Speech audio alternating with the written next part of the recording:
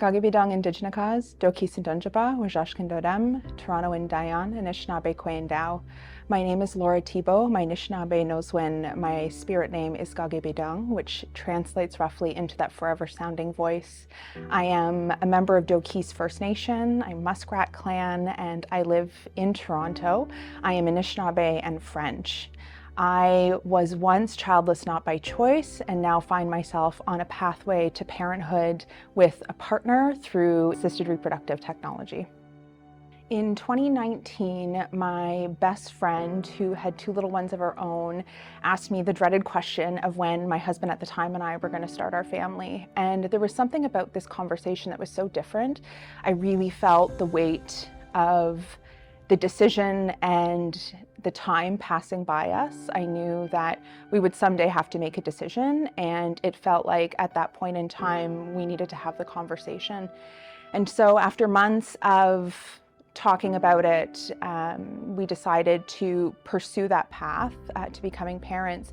But after months of trying to conceive, we realized that we needed to reach out for some support. And so after reaching out to the fertility clinic, and we learned that our dreams of becoming parents were done, and that we were not going to be able to have biological children.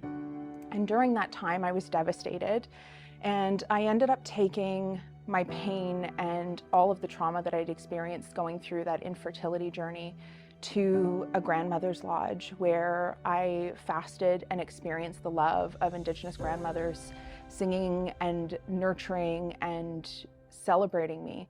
And it was through those ceremonies that a message came forth about why not our way. We had spent 3 years fully invested in the Western medical system, pursuing parenthood, and we failed to consider our own Anishinaabe ways of knowing and doing. And so with that, I spent the next 18 months really focused on moving forward, because he was not interested in any other pathway to parenthood but our biological child being the option. And so I spent months in ceremonies and decided that I was going to pursue a PhD focused on Indigenous women's experiences of infertility, childlessness, and healing. Because during our experience, I realized that there were no supports and resources, as well as no literature that reflected the experiences of Indigenous women or Indigenous people, specifically on Turtle Island. So I really made it my purpose. I needed to make meaning from our painful experience and from my heartbreak, and I just wanted to bring those stories forward in the infertility narrative. So I began my PhD at Wilfrid Laurier University in the Indigenous Field of Study program.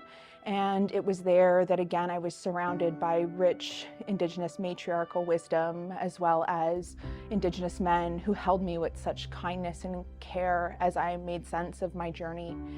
And during that time, even though I had spent 18 months in therapy, attending ceremonies, trying to process all of that pain, I realized that my dream of becoming a mother was not going away. I wanted it more than anything.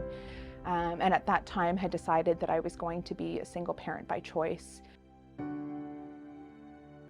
And so last year I found myself going through 2 rounds of IVF. During that time I was also diagnosed with infertility as a result of diminished ovarian reserve. And I had to take the route of IVF.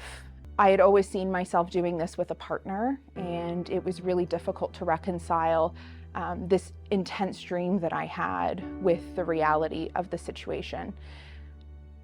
Fast forward to this past fall and finding out my name had come up on the Ontario funded wait list for IVF, and having the opportunity now to do this with a partner who is also Anishinaabe has been a phenomenal experience. Over the year that I have been on this journey, I have worked with Anishinaabe healers to understand our medicines, because our medicines have helped our people since time immemorial. And so learning about those medicines and the ways in which they can work with the medicines that are being prescribed by their fertility clinic was a really empowering experience for us. And to be able to go out on the land with my partner and harvest that medicine, to make the tea and to be consuming that tea at the same time that I was doing my injections has just been a tremendous experience, both emotionally and spiritually.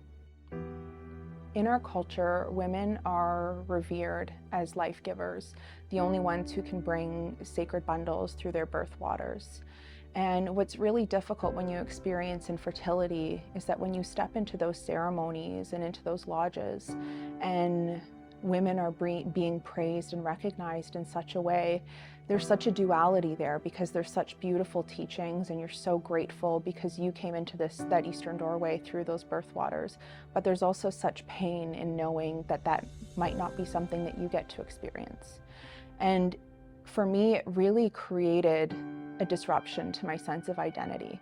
If I wasn't able to do this, then what was my role as Anishinaabe going to be in my community and in the work that I wanted to do on this earth walk?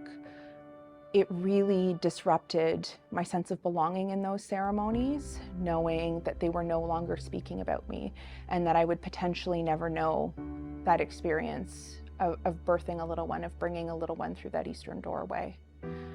I want healthcare practitioners to understand the complicated relationship that Indigenous women already have with the Western medical system, and to understand that that harm and that trauma accompanies them as they walk through that doorway. Even though that physical harm may not have been done to that individual, it's the stories that exist within our communities that they carry forward.